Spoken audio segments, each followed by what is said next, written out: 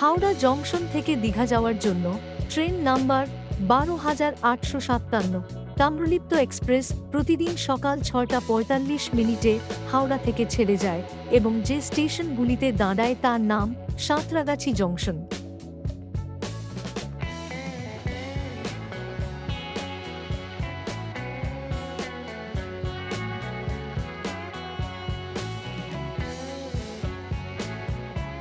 Uluberia,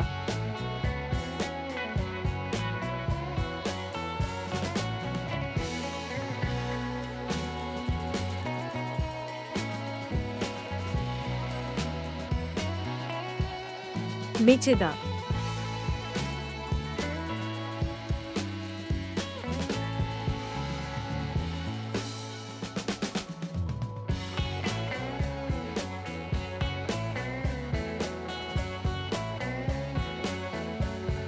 Tamluk,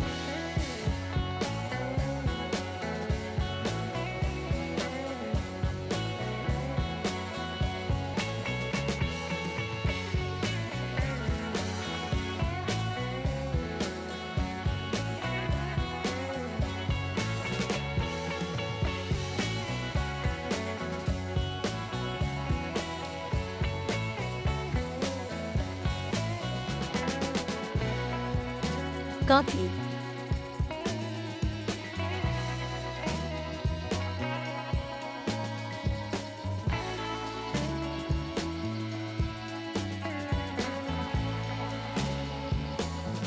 Ramnagar station থেকে দীঘা গিয়ে পৌঁছায় বেলা 10টা 5 মিনিটে।